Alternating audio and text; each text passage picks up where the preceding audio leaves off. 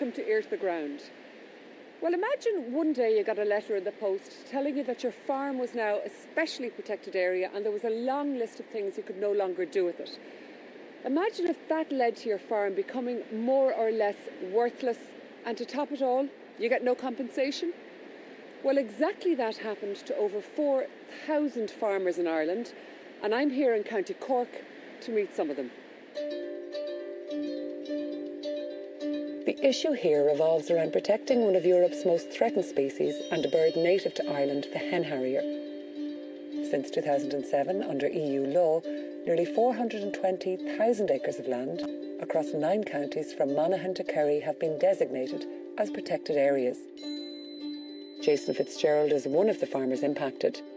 Nearly all of his 126-acre farm is part of the conservation area. He wants to sell the land to buy a dairy farm, but is finding it impossible.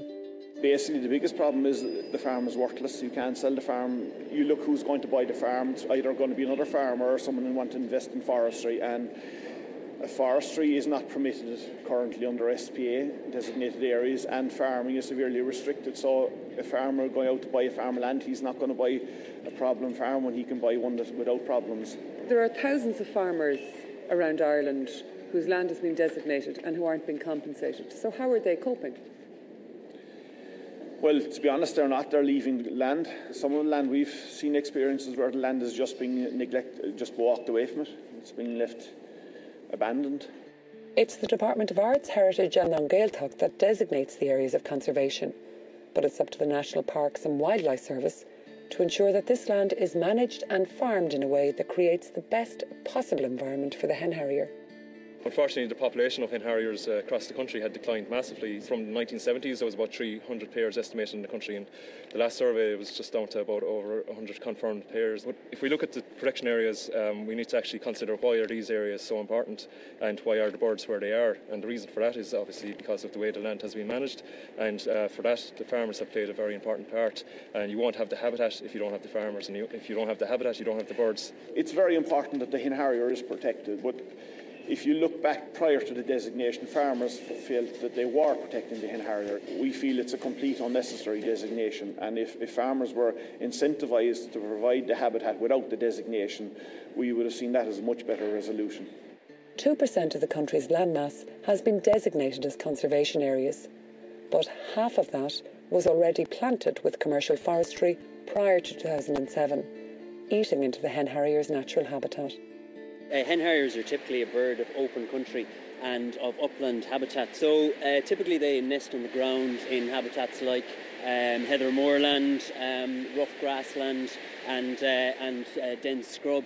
And they need a kind of a diversity, a mosaic of habitats for their hunting requirements that has a good supply of the prey that they're looking for, small birds and small mammals. Why are they declining? The upland areas where hen harriers occur, there's been a lot of forestry, particularly within the special protected areas.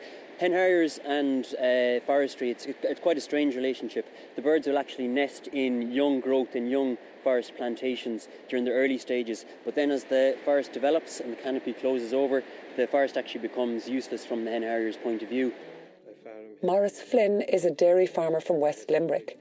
In 2013, some good quality land adjoining his farm came up for sale. Most of my land would be marginal and some of it would be excellent quality forestry land.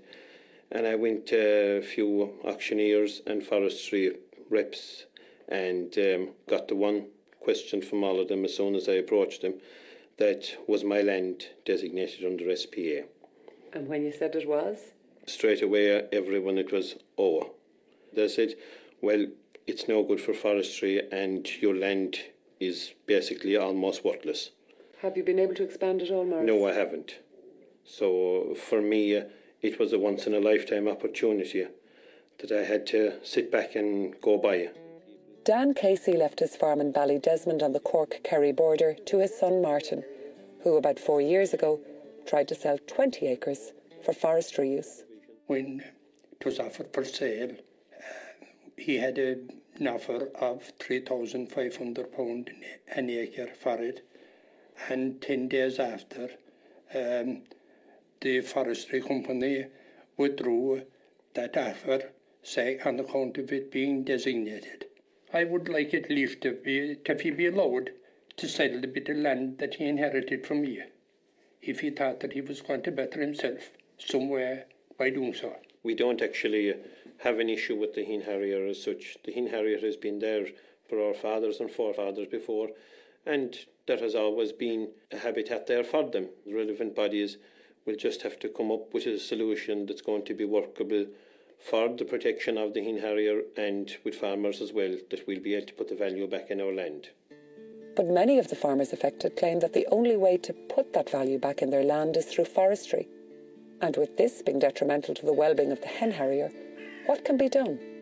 I think we need to change our attitudes, and that there needs to be proper incentives provided for the farmers to continue farming the land, which is of benefit to wildlife in general, and that through that these areas are recognised for their value from an environmental point of view. And I think that's the key issue.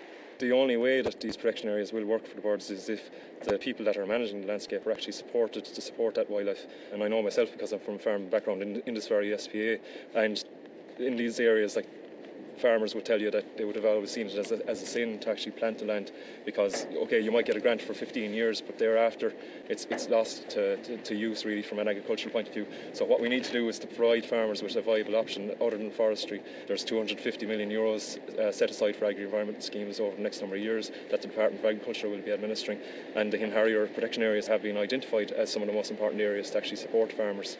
With hen harrier numbers in serious decline and a new nesting season almost upon us, it's a matter of urgency that this issue is resolved for all concerned.